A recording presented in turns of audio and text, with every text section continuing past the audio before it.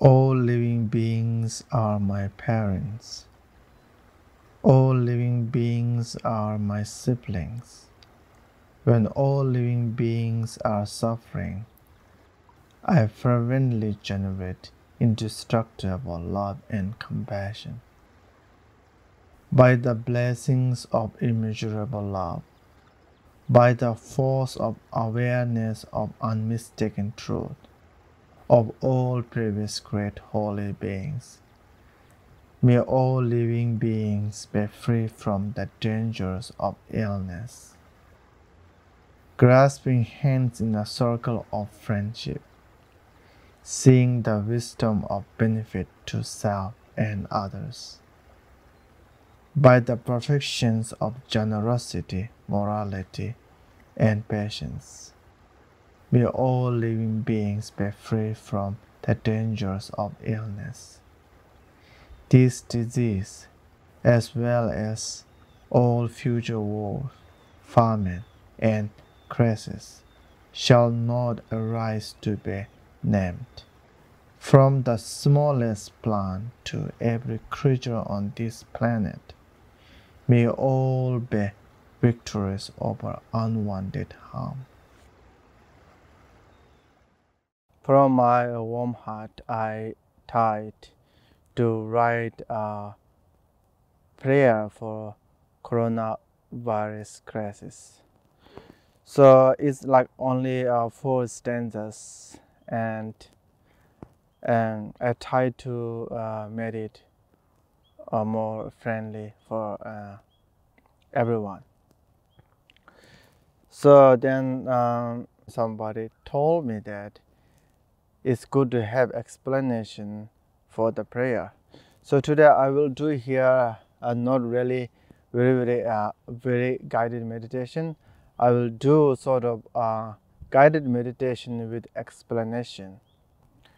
So how you meditate on it, that is in your hand. So here I try to put in the stages to meditate on. I will do the only first stanza, because always I think when you do kind of practice, when you do meditation, do it slowly and step by step. So here, in that prayer that I wrote, and it says that in first stanza, all living beings are my parents, and all living beings are my siblings. When all living beings are suffering, I fervently generate indestructible love and compassion. So to practice this prayer, here I made 3 bullet points. The first is about connecting. The second one is about awakening, and third one is stabilizing. So connecting, when we practice kind of compassion and love, it's really important to connect with whom you want to generate love toward. So it's really important to connect the object of your meditation and yourself. So that's why here in first stanza we are talking about every sentient being is your mother or your father. If you don't want to think about gender, just think about all beings are your parent. So when you meditate about thinking like all living beings are your parents, and then how, right? So there is 2 ways to meditate. According to karma law, surely every sentient being is your mother. Why? We have many lives. Each of time when you're born, there is most time, surely there are some species they have no mothers. We have limitless, countless of previous life. So in that case, anybody could be your mother in your previous life. You cannot tell, you cannot point at one person and say that that person never been as my mother in my previous life. No, that's impossible. So in that case, in karmic law, surely every sentient being is your mother or your father. According to a general logic,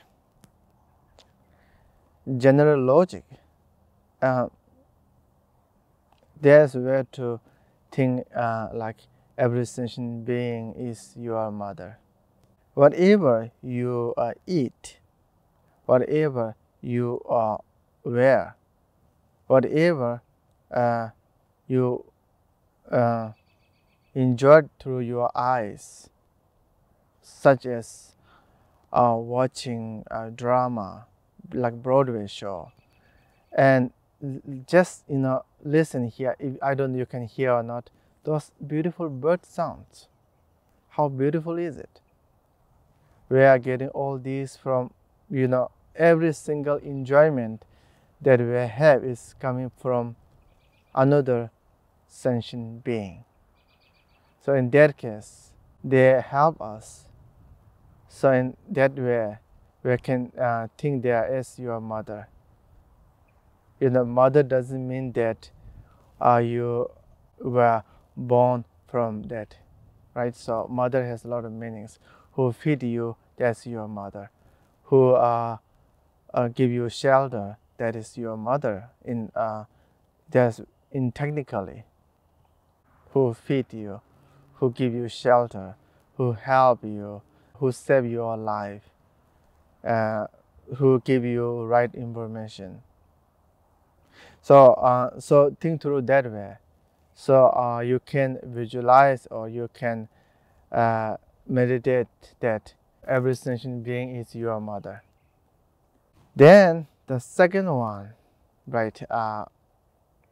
Meditating on every sentient being is your sibling, right? All beings are your sibling.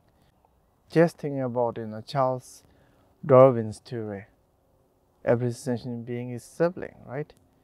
Where all living beings on the earth is a descendant of earlier those water species. So we are sibling. Nowadays people like to do like DNA tests. Think about DNA tests. When you take DNA tests, you will know how many siblings you have. You are connected everywhere. Just think that way. We are in same house. We are on one planet. Then that one planet is our home. We are born in that planet as sibling. No matter we live in east or west, we are sibling. So anyway, whatever you use this kind of logic and understanding and meditate, like every living being is my sibling. That helps you to connect to all human beings on the world and all other species in the world. Meditate through that way. And then after that, then you feel you are close to all living beings, especially this time all human beings. Then try to awake yourself, like what's happening, right? What's happening this time in current situation? What's happening? We are not thinking about past time, we are not thinking about future time, just thinking about just now what's happening. How many people are suffering? How many people are dying? How many people are scared? How many people are losing their job? Just think through that way. But I want to mention that this, the second part, awakening, I recommend you should not spend that much time here. That you, when you feel it, when you sense it, and then stop there. Then move the next one. Then next one is stabilizing your mind. So this time, like, when people are suffering and when you are connected to them, and then surely it's not time you feel scared, you feel like to run away somewhere, and you cannot feel really selfish this time. So what we should do, we have to stabilize our mind and focus on two things, love and compassion. So this time we should try to generate love and compassion voluntarily, automatically. Surely when you develop the connection with living beings, when you understand their suffering, surely you feel love and compassion toward that. Here, love means you wish them to have happiness, and compassion means you wish them not to have suffering.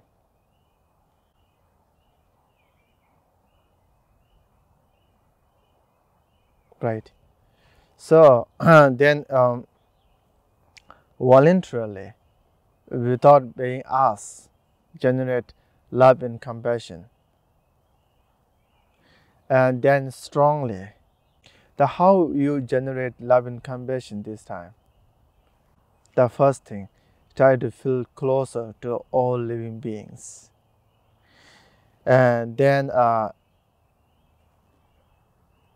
you wish them to be happy.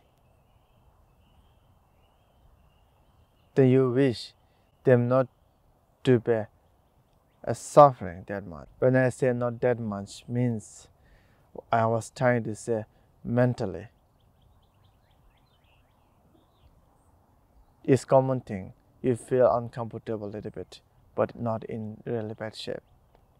Then think through that way. In this point, you also can practice, if you want, extend here, you can practice 4 immeasurables. But not necessary, because always when you practice love and compassion, it includes 4 immeasurables. Then boost up your motivation. Say like, even though I am in really hard situation, very difficult situation, I will not give up with my love and compassion. I think that is really important. Always saying, we are thinking about vaccine. Practicing love and compassion every day is kind of vaccine, not to collapse your spirit. When you have like very standard love and compassion, then you pray people, it will work. Otherwise, you pray for people, other living beings, then that is just prayer. just prayer means, I cannot tell it how much it affected. So when you have like pure, stranded love and compassion, then your prayers become truly effective and strong. So this is the first part. Then some other day we will talk about second stanzas of prayer.